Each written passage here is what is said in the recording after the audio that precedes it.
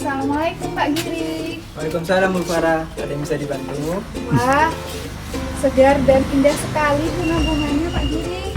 Iya, ini setiap hari saya rawat dengan cara menyiram, saya pupuk, saya siangi rumput-rumput yang mengganggu tumbuhan ini.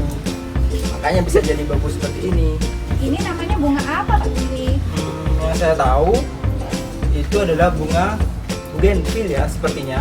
Saya jadi ingin menanam seperti ini. Bagaimana caranya? Kebetulan saya ini hanya ditugasi untuk merawat ya. Untuk menanamnya mungkin bisa ditanyakan ke Bu Mayang. Kalau memang butuh saya bisa teleponkan. Ya boleh Pak Giri. Oke, baik, bentar ya Bu ya.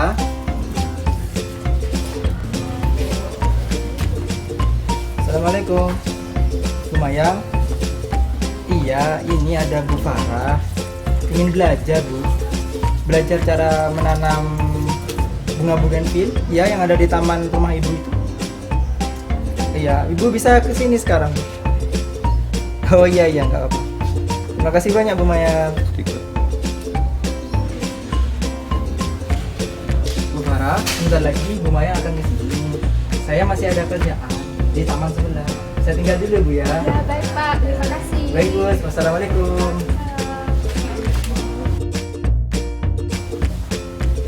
Assalamualaikum Bu Farah. Bagaimana kabarnya? Alhamdulillah baik. Ada apa ya Bu? Tadi saya meminta Pak Giri untuk menginformasikan kepada saya cara menanam bunga-bunga ini. Sebelum tahu cara menanamnya, ada baiknya Bu Farah harus lebih tahu dulu cara berkembang biaknya. Yuk, saya jelasin. Nah, jadi begini Bu Farah. Tumbuhan itu dapat berkembang biak secara kawin atau generatif. Contohnya saja tumbuhan berbiji. Nah, bunga ini adalah alat perkembangbiakan dari tumbuhan berbiji. Wah, mengapa bunga menjadi alat perkembangbiakan? Karena di dalam bunga ini terdapat putik dan benang sari. Nah, dari putik dan benang sari itulah terjadi proses penyerbukan. Proses penyerbukan adalah jatuhnya benang sari di atas kepala putik. Yuk kita amati bagian-bagian bunga. Ini loh Bu Farah, bagian-bagian bunga. Yang ini namanya mahkota bunga. Nah, yang di bawah ini namanya kelopak bunga. Yang di tengah ini namanya bakal biji. Nah, inilah yang namanya putik dan benang sari yang menyebabkan terjadinya proses penyerbukan. Oh, jadi begitu ya Bu? Iya Bu Farah, jadi peristiwa penyerbukan itu dapat terjadi melalui beberapa perantara, diantaranya oleh angin, oleh air, dan oleh serangga. Setelah terjadi penyerbukan, serbuk sari akan melepas sel sperma ke dalam bakal biji. Di dalam bakal biji ada sel telur, sehingga mereka melebur menjadi satu. Nah, proses meleburnya sel sperma dan sel telur disebut dengan pembuahan atau fertilisasi. Setelah pembuahan dapat menghasilkan zigot yang kemudian berkembang menjadi embrio di dalam bakal biji. Nah, selanjutnya bakal biji tumbuh menjadi biji. Jika biji tersebar atau jatuh ke tanah yang subur, maka biji tersebut akan berkecambah atau tumbuh menjadi individu baru. Selain perkembangbiakan generatif yang saya jelaskan, Farah, ada satu lagi loh perkembangbiakan. Wah, apa itu Bu? Perkembangbiakan vegetatif. Yuk kita langsung tanya sama teman saya, Bu Cindy. Perkembangbiakan vegetatif dibagi menjadi dua. Yang pertama adalah perkembangbiakan vegetatif alami. Contohnya perkembangbiakan dengan menggunakan tunas, akar tinggal, umbi, geragih, dan spora. Yang pertama kita bahas tunas. Contoh tumbuhan yang berkembang biak dengan tunas adalah daun cocor bebek. Yang kedua, akar tinggal. Contohnya jahe, kunyit, lengkuas, kunci, kencur, dan temulawak.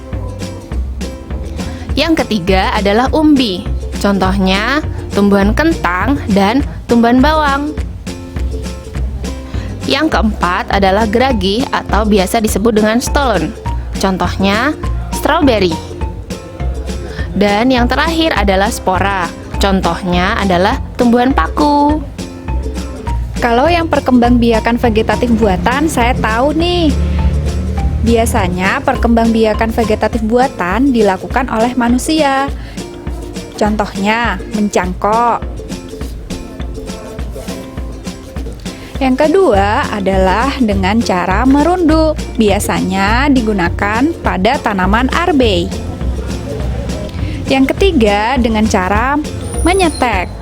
Biasanya tanaman hias seperti cemara dapat dikembangbiakan dengan cara stek. Yang keempat dengan cara menempel. Ini contohnya. Dan yang terakhir dengan cara mengenten.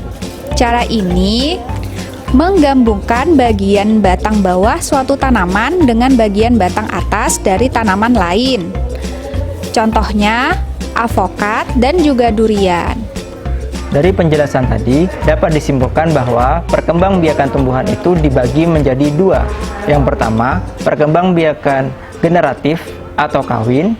Yang kedua adalah perkembangbiakan vegetatif tanpa kawin. Nah, untuk lebih jelasnya dan lebih lengkapnya, kalian bisa membuka buku tematik 6A kalian, dipelajari, dibaca, kalian bisa tanyakan kepada orang tua kalian, kakak kalian, atau siapapun yang mungkin bisa membantu kalian. Demikian dari kami. Wassalamualaikum warahmatullahi wabarakatuh.